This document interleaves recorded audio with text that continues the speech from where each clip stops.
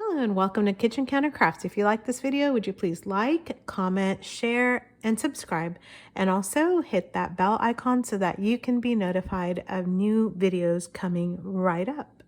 It's a dreary day in Oklahoma and I have a plethora of colors right in front of me. And I have these adorable houses. They turned out so cute.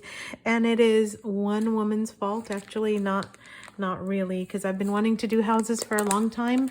And I've actually been looking at quilting houses. So anyway, and I don't even quilt. So there you go. That tells you how my mind works.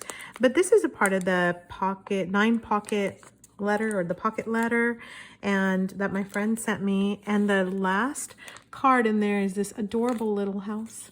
And I just thought that was so stinking cute. And so and then this one has like a house image on it as well. And so I decided that I would go ahead and make some houses because I thought that would be kind of out of the ordinary. And I've been wanting to do those. One of the things that I've been wanting to do though, and I'll do a video on it, and that's why I'm making a whole bunch. Well, I'm making a whole bunch because they're kind of fun, so let's just be real. But I want one of those accordion books that kind of looks like houses all in a row, kind of big and smalls. And so that's one of the big reasons why I wanted to make a bunch of them.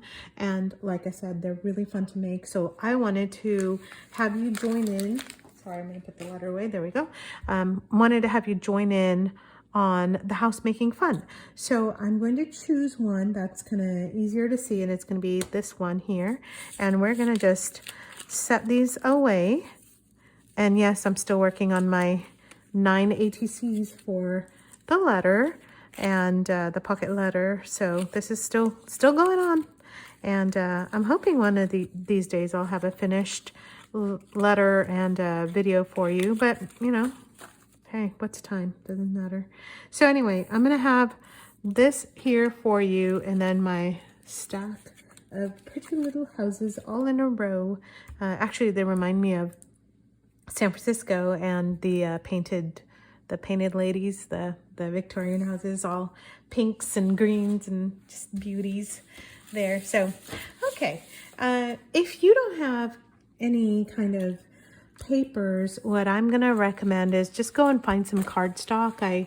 I'm still cleaning up my study, my office area, and I found some hanging file folders, and I was like, ooh, purple. So anyway, you can grab anything that you have on hand. So I went through my stash of papers that I don't really use and not really meh.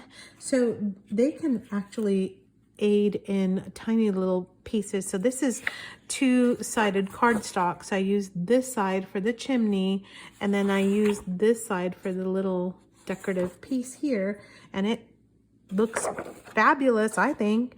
And then I had some crazy checkers that kind of make me dizzy, and I added that as a part of the awning and the roof because I think in like lots of little patterns or even big patterns can look pretty decent when you minimize them. So in little bits, I think it's fine.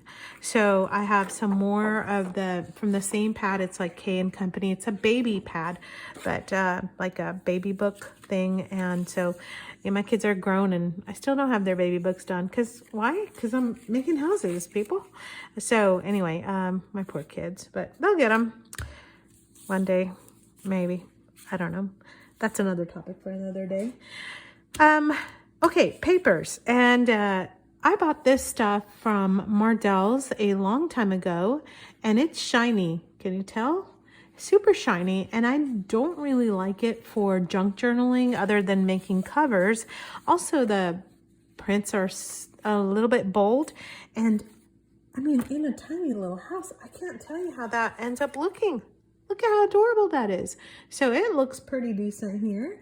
And anyway, so those turned out pretty good, I think. And there were a bunch of coordinating shinies here. So I just decided to grab up a few of these.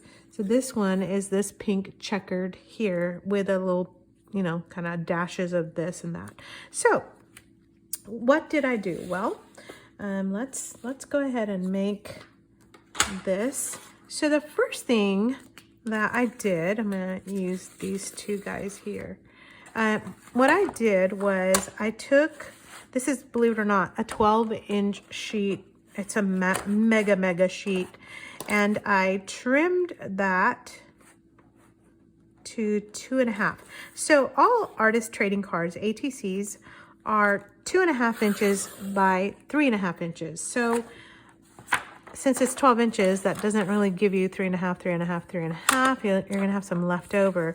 And I'm gonna show you what I did with that. So now I go to 3.5 because, you know, it's 2.5 width. I should probably do it on the edge here. To there. All right. Can I reach it? There we go. With the camera in the way, it's kind of hard, but I can do it.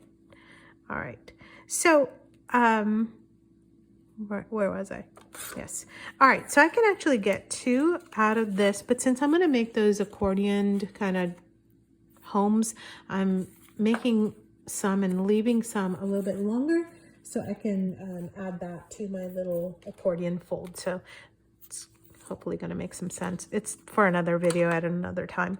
But basically what I'm saying is I got 2 out of that one length and I'm good with that. So I'm going to do that out of this too. Oh, haha, just kidding. I already have some strips here. All right, maybe I will do it. No, I'll do that. I don't know what I was saving that for, so you know what? We're just going to go for it. Might help if I go like that.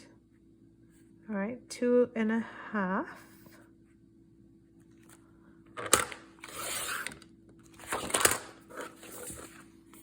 Sorry about shaking the camera there. Got a little overzealous. And now I'm off camera, but that's okay. You know what I'm doing. I'm measuring it to 3.5. All right, and then the leftover bit, which went over there. All right, I'm gonna get this out of the way because I'm not really gonna need it. I already cut some strips out of the checkerboard paper, and then I had colored some really bright neon paper, and I coffee dyed it just kind of here and there, and then I painted it with some glimmer sprays that I made, and I have a video on how to make glimmer sprays if you're so inclined. And then I have little bits and pieces of the other papers, so I have all those ready to go. So now, how did I put this together? Well, let me tell you. There's that. Okay. So what's hilarious, I think a little ironic, is that in the mail the other day I got, you know, one of those, hey, let me buy your ugly house and turn it into cash. And I was like, oh yeah, that's going to be perfect for my little template. So I went ahead and cut this thing up and made a tiny little template. How did I do that? I just kind of winged it. I didn't really measure it or anything. But what I'm doing is, I knew I wanted some houses with a steeped roof. And as you can tell, this is off by that. It doesn't matter because these houses are like cute and kind of wonky. And so it doesn't have to be precise. Now, if you wanted to be precise, then you knock yourself out and measure it all out. But for me, not going to happen. So what I did was I made a little template so that I could have all of them look the same. And then I just got to cutting. There we go. And really there's not much to cut because I have a little piece here and this, and I'm actually saving that strip there also. Keep knocking the camera. What is going on? And there we go. Okay, so keeping the strips, and you have your little houses, and I cut 2 of them. And you know, it'd be so cute to just put that onto like a gift or something like that. Adorable. And so this one, I thought, you know what, I like the way this is, and I'm gonna just kind of keep the roof a little bit flat, and so I did it that way. So your triangles that you're gonna get off of this one are just a tad bit smaller.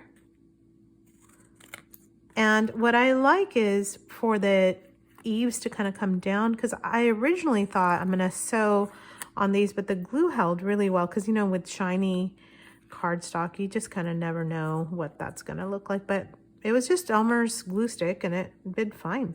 So all of my houses are sticking together, and so I'm not worried about sewing any of that. So those are my two little templates, and I am just going to set them aside. Can't talk today either. Okay, so the side pieces, I'm gonna just move all this over with my hand. I kept all the little trimmings so that you can now start to glue all of this stuff together. And I looked at a few pictures on Pinterest. There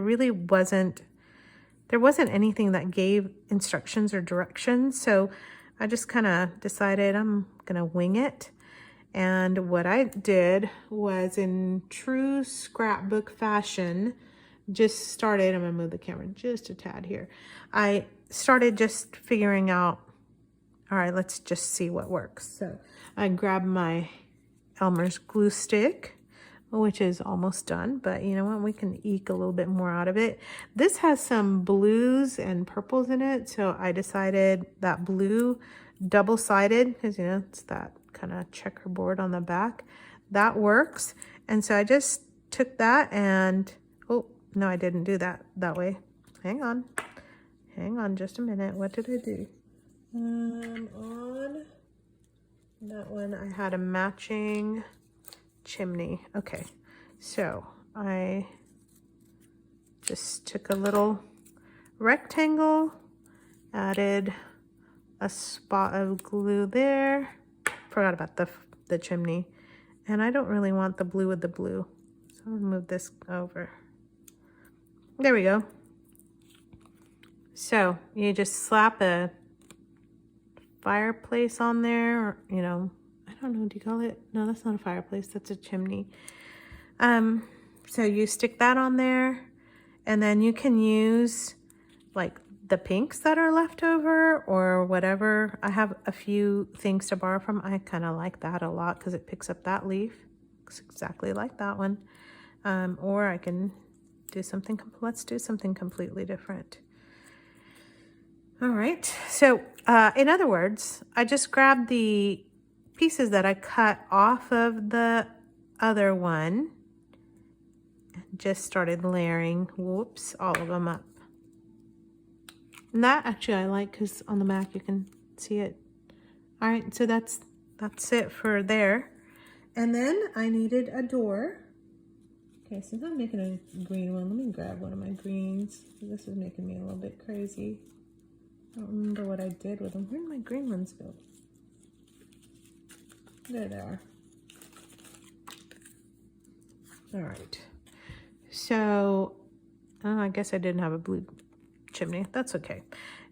So if it's this one, it's going to be opposite. So I'll just grab that. And this one's a two-sided. And I just took a little piece, again, not really measuring, and folded it over like that and glued that down. I'm going to tell you, don't glue the windows last. And I'm glad I did that because I wasn't really positive on how I wanted those windows to look. And also the awning off your roof is going to come down. So on one of them I kind of got overzealous and started gluing the windows down, and it kind of came over the windows, which I did not like, so I had to kind of tear it up a little bit. So there's that. Yeah, I'm like, oh yeah, we're gonna make that house, and then I end up making something that doesn't even look like that. That's okay. And then what do I have? I have a circle. So I have some origami paper. Don't know where it went, but I punched holes out of it. Oh, this is what it used to look like. And so I have some papers that are just grab some paper that's a little bit of a contrast. Although this one goes really, really, really well, as if it all came together, but it's a completely different paper. So I have the holes punched there.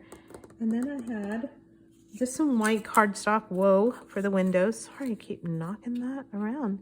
And so just decide if you want long skinny windows or what you want, but you just cut 2 rectangles. So there's my windows. And then I need the awning over. So I have 2 checkers, and it's this one or this one that's a lot more striking. So I think I kind of like the striking next to the pink. So I'm gonna go with that. That one looks a little more subtle. It kind of doesn't matter. This glue stick is pretty much done. So let's see if there's any left in this one. Oh, there we go. Okay. And I just leave this in a big long strip, and I just kind of, I'm not covering up, but just meeting it right below all of that. So, and kind of scooch it over, and then I cut. So there it is. And then, because I had all these other strips that were just kind of left over from this, I went ahead and took a contrasting one, and I used my art glitter glue that gives me a nice fine line to put that one down, just because if I need it to be kind of up close to the other side, I can do that. And if it's a little bit longer, you just kind of center it up and have it hang over. Not bad, right? Okay, and then the last part are the little windows. So glue that down.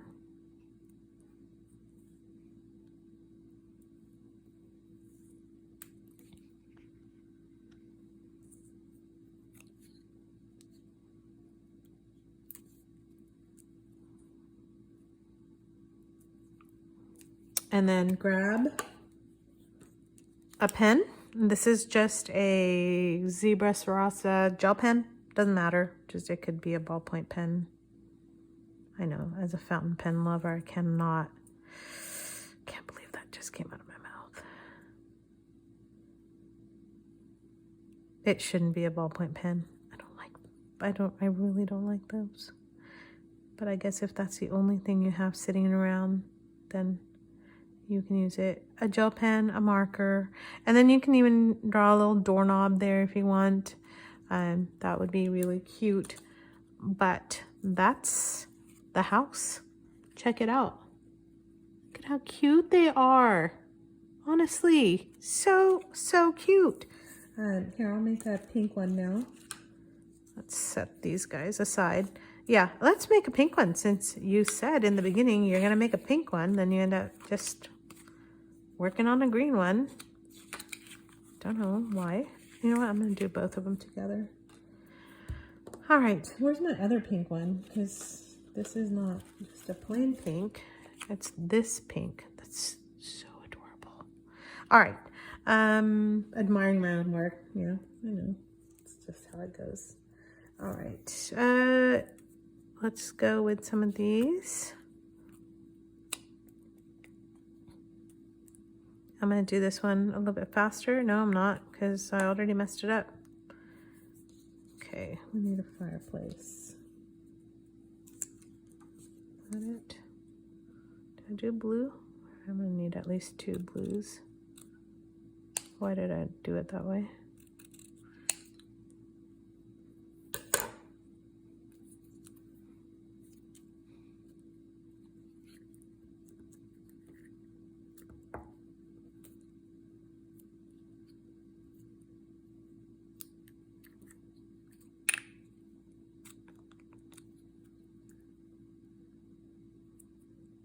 And I'm gonna just push all of those up together a little bit so it kind of goes in line. It just depends on your scraps.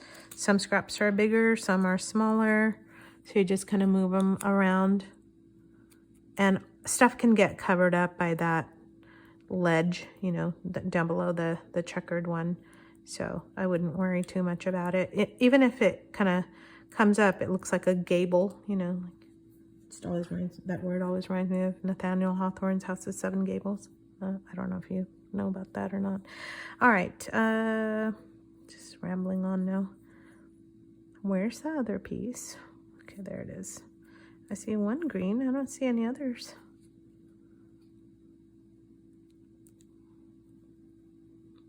Okay, and this one's super small, so I'm just gonna scooch it up and over, and that's fine. These are kind of crazy busy, but I guess it'll have to do. I don't see any of the plain greens, but that looks good. Okay, and now for the circle.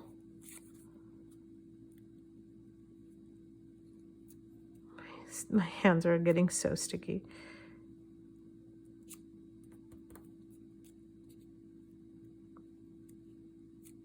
And you can even make the circles plain so that you can draw something on there. That'd be cute. All right, now the doors don't have any cut. So you can fold the door first to see like how big you want it and then cut it, or you could just cut it and then fold it.